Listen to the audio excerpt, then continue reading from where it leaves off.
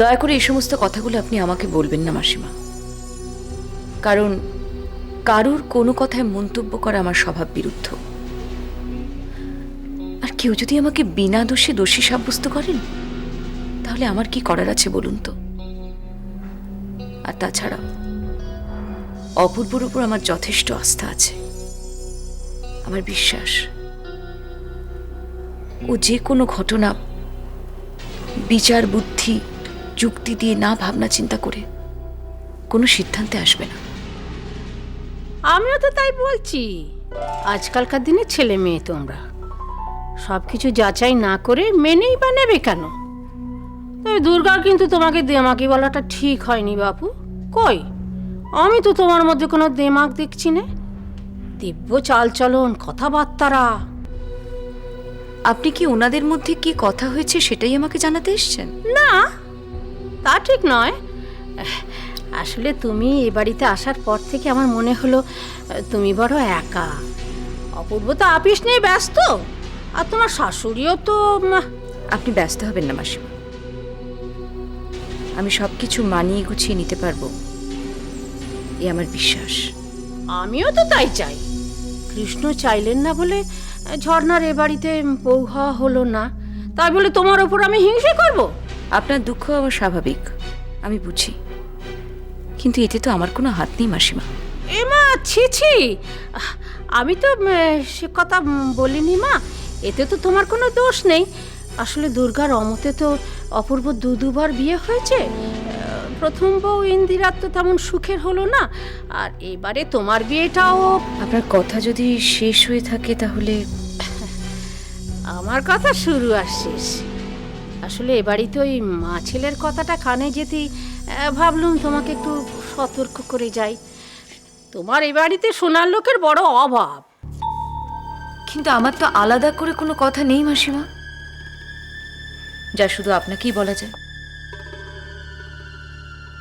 ও তাই বুঝি? হ্যাঁ, ভালো কথা। তুমি কিন্তু বউ হিসেবে এ বাড়ির দায়িত্বটা ছেড়ো না, অধিকারটা ছেড়ো না। আমাদের সময় ওই চাবির গোছা যার হাতে থাকতো, সংসারটা তার বশেই থাকতো। এখন তো সেসবের বালাই নেই। তুমি অপূর্বকে বলে এবারই দায়িত্বটা তুমিই নাও, তাহলেই দেখবে সংসার। আপনার বোধহয় কোথাও ভুল হচ্ছে মাসিমা। আমি কিন্তু কারোর অধিকার কেড়ে নিতে বা নিজের অধিকার ফলাতে এ বাড়িতে আসিনি। স্ত্রী হিসেবে আমি আমার কর্তব্যটুকুই করব, তারপর আমার ভাগ্যে যা আছে তাই হবে। তবে হ্যাঁ, আমার ভাগ্যের জন্য আমি কারুর কাছে কোনো অভিযোগ করব না, এ ব্যাপারে আমি নিশ্চিত।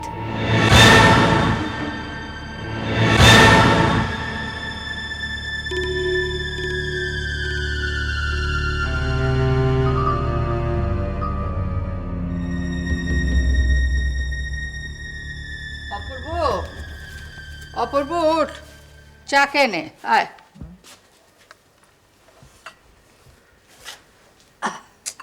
চাকা কি আশ্চর্য, চা আবার কেন? তুমি তুমি জানো না আমি তো চায়ের খুব একটা ভক্ত নই। আমি চায়ের কি দরকার ছিল? আচ্ছা অপূর্ব, তুই সারা রাত ঘরে শুসনি? চা তুমি আবার কষ্ট করে কেন আনতে গেলে? অপূর্ব, কথা ঘোরাবার চেষ্টা করিস না, আমার কথার জবাব দে। তুই ঘরে শুসনি কেন? প্র্যাকটিক্যালের কারণে এমনি। সারা রাত এখানেই শুয়ে কাটিয়ে দিলে তো। আচ্ছা, অশান্তি যে হবে এটা তুই আগে থেকে বুঝতে পারিস নি? অপূর্ব, কোনো ভাইটাল ডিসিশন নিতে হলে আগে থেকে কিন্তু খুব ভালোভাবে ভেবে নিতে হয়। মা প্লিজ থাক না এ সমস্ত কথা, যা হবার তো হয়ে গেছে, থাক না। কেন থাকবে? কেন তোকে থিতু হতে না দেখে আমি কিন্তু মরেও শান্তি পাবো না। আচ্ছা তুমি কি বলতে চাইছো? তোমার কি আমাকে দেখে মনে হচ্ছে আমি খুব কষ্টে আছি? অপূর্ব, সবাইকে ফাঁকি দেওয়া যায়, কিন্তু নিজেকে নিজেকে ফাঁকি দেওয়া যায় না। আচ্ছা আচ্ছা, তুই একবার নিজের বুকে হাত দিয়ে বলতো, জিজ্ঞেস কর যে তুই সুখী কিনা। অপূর্ব, আমি তো তোর মা, আমি তোর দিকে তাকালে আমি কিন্তু সব বুঝতে পারি। ইন্দিরাকে বিয়ে করে তুই সুখী হলি না, আর এই মেয়েটাকে বিয়ে করে তো নিজের ঘরে না শুয়ে অন্য ঘরে তোকে শুতে হচ্ছে। কি বলছো তুমি? আরে ঘর ছেড়ে এখানে এসে যে শুয়েছি এটা আমার নিজের ডিসিশন, কেউ আমাকে বাধ্য করেনি তো। অপূর্ব, নিজেকে আড়াল করে কিন্তু বেশি দিন থাকা যায় না। মনে রাখিস, বিয়ের ডিসিশন দুটোই তুই নিজে নিয়েছিস, তাই দায়টাও তোরই। অফকোর্স আমার, আমি তো কাউকে দোষারোপ করছি না। আমি খুব ভালো করে জানি যে আমার কপালে যা আছে, যদি আমি কপাল ব্যাপারটা মানি না, কিন্তু হোয়াট এভার, আমি যে এই রাত্রিবেলা ঘরে না শুয়ে এখানে এসে শুয়েছি এটা নিজের ডিসিশন, কোনো কম্পালশন থেকে নয়। শোন অপূর্ব, অভিজ্ঞতার বয়স দুটোই আমার তোর থেকে অনেক বেশি। তুই যদি সুখে থাকতে চাস তাহলে তোর ওই দিমাকি বউয়ের মেজাজটা একটু ভেঙে দে। এত দেমাকি বউ নিয়ে তুই যে কতদিন সুস্থভাবে বাঁচতে পারবি সেটা কিন্তু আমার সন্দেহ আছে। এর মধ্যে শত্রুর দিমাগটা তুমি কোথায় দেখলে? ওর সঙ্গে তো সারা রাতি আমার কোনো কথাই হয়নি। সব কথা কি বলে বোঝানো যায়? না বলা কথাও তো অনেকটা। প্লিজ মা, এসব আলোচনা এখন নাই বা করলে। কেন করব না? কেন তুই সারা রাত না খেয়ে এইখানে শুয়ে কাটাচ্ছিস এটা আমাকে দেখতে হবে না? বিয়ে করা বউ একবারও কি খোঁজ নিয়েছে তোর? মা, আমি যতদূর জানি যে শতরূপাও কিন্তু গোটা রাত্রি না খেয়েই আছে। তাতে কি দায়িত্ব শেষ হয়ে গেল? সারাদিন পরিশ্রম করে যে মানুষটা খাওয়া দাওয়া করলো না তার কি কোনো খোঁজ নেবে না? একবারও জিজ্ঞেস করবে না? এত দিমাগ! উফ, আমি এতটা তলিয়ে ভাবিনি, কি মুশকিল। এবার থেকে ভাব, তুই না খেয়ে অফিসে চলে গিয়ে আমায় কত দুঃখ দিয়েছিলি। আর প্লিজ বউয়ের হয়ে কথা বলিস না অপূর্ব। কি বলছো তুমি? দেখ অপূর্ব, যে আগুন ধরায়, আগুন নেভাবার পরও দায়িত্বটা তারই থেকে যা। চমৎকার, বেশ ঠিক আছে, তুমি বলো, তোমার প্রাণে যা ইচ্ছে তুমি বলো। তুমি খুব ভালো করে জানো মা, ঝগড়া অশান্তি আমি একদম পছন্দ করি না, বরাবর এর থেকে আমি দূরে সরে থাকতে চাই। কিন্তু তা সত্ত্বেও যদি কন্টিনিউ করতে চাও করো, I don't have any problem. But পরিষ্কার করে তোমাকে একটা কথা বলি, এটা যদি কন্টিনিউ করো তাহলে কিন্তু আমি ট্রান্সফার নিয়ে অন্য কোথাও চলে যাবো। অপূর্ব, অপূর্ব কি বলে গেল? কি বলে গেল? না না, আমি সারেন্ডার করতে পারবো না। আমি পারবো না সারেন্ডার করতে। তুমি বুঝতে পারছো না, আমি যদি সারেন্ডার করি আমি ওদের মুঠোয় চলে যাব। তখন যদি তুমি আমাকে ছাড়িয়ে আনতে না পারো তাহলে? তোর বাবাকে এত কাঁচা খেলোয়াড় ভাবছিস কেন? আমি সব দিকটা না ভেবে কি এত বড় রিস্ক নিয়েছি?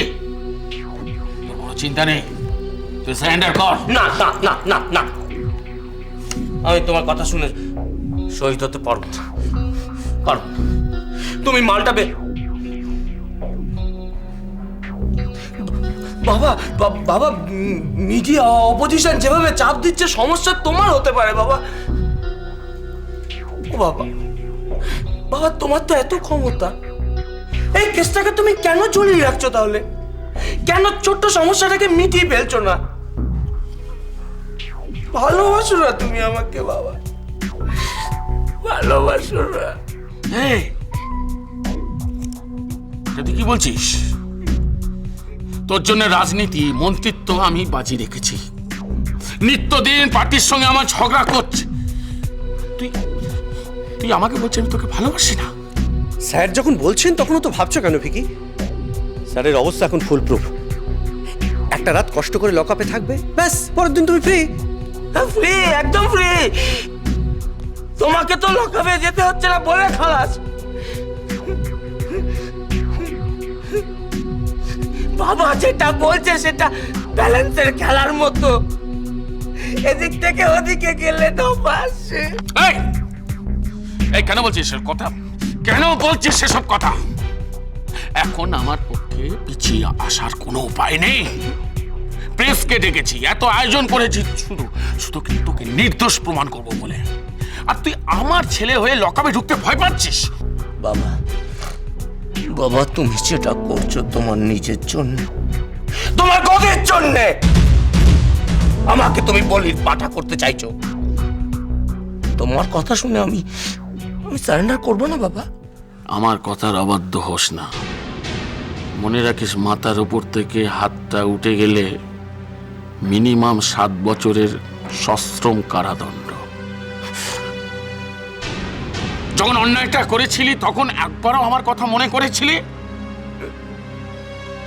আজ আমি যেটা বলছি সেটাই তোকে করতে হবে। সেনগুপ্ত, স্যার ওকে রাজি করো। বাবা আমাকে ছেড়ে দাও প্লিজ, বাবা আমাকে ছেড়ে দাও। বিকি, বিকি, বিকি, তুই কিন্তু আমার ছেলে। তুই যেমন মাথা উঁচু করে সারেন্ডার করবি, তেমনি মাথা উঁচু করে নির্দোষ প্রমাণিত হয়ে বেরিয়ে আসবি। যা, এখন পাশের ঘরে যা। যা বাবা, সেনগুপ্ত নিয়ে যা, পাশের ঘরে নিয়ে যা। যা যা বাবা। আরে বাবা, তুই আমার ছেলে, তোর কোনো ক্ষতি হবে না, কোনো ক্ষতি হবে না।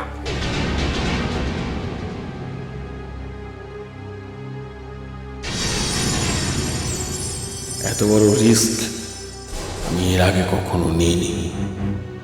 এই বাজি আমার জিততেই হবে।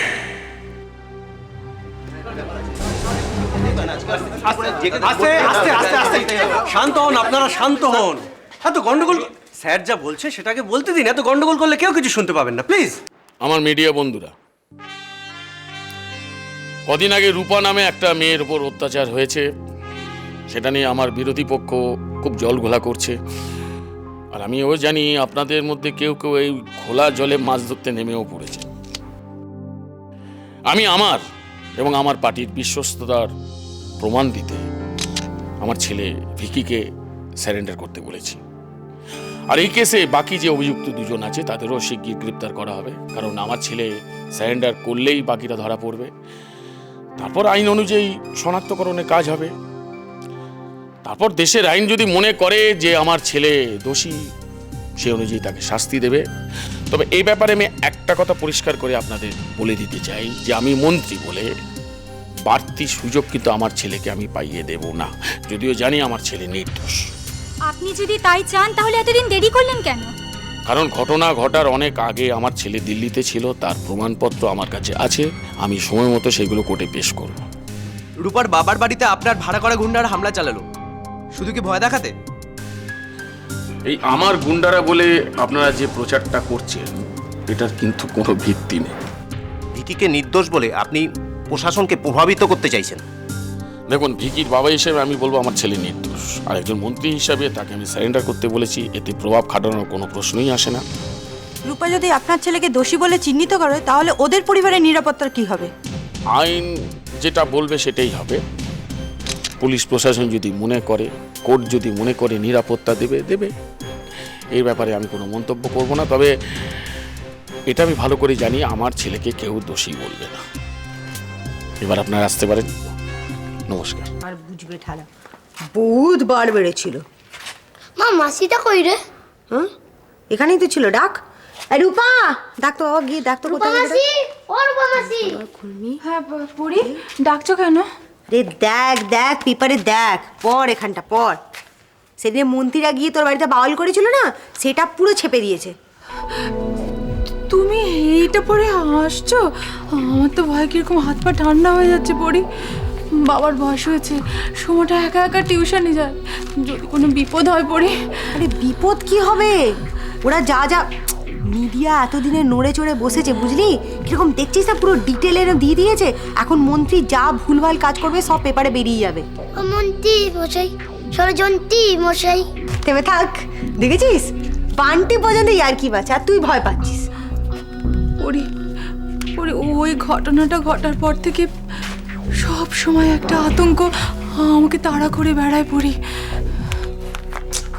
আরে কিসের আতঙ্ক বলতো? দেখ, এই যে আতঙ্কটা না, এটা তোর কাছ থেকে বার করে আমি চাই ওই হারামি মন্ত্রীর মধ্যে ইনজেক্ট করে দিতে, যাতে তুই আরামসে ঘুমোস আর ও টেনশনে থাকে। টেনশনে কতটা দৌড়ে যাবে রে মা? এ বেটা, পগার পার একদম স্ট্রেট। পড়ি পড়ি আমার মন মানছে না পড়ি। পড়ি তুমি আমাকে একবার আমার বাড়িতে নিয়ে চলো, বাবা সোমা ওদের একবার দেখলে আমার মনটা একটু শান্তি পাবে পড়ি। আচ্ছা, ওদের দেখলে শান্তি পাবে তো? তোকে আমি কোথাও নিয়ে যাব না, বরঞ্চ আমি মেসমশাইকে বলবো সোমাকে নিয়ে এসে তোর সঙ্গে দেখা করে যেতে। এখন তুই এখানে থাক। আর একটা জিনিস বোঝ, আমার দিকে তাকা। আমার দিকে তোর কি মনে হয় তোকে রাস্তায় ফেলে দেবো? আমি দেখ ওদের সঙ্গে লড়বই, আর আমি যখন তোর সঙ্গে আছি তোর কেউ কিচ্ছু ক্ষতি করতে পারবে না, তুই আমায় বিশ্বাস কর। আরে মা তো আছে, তোরা তো ভয় কি রে মাসি?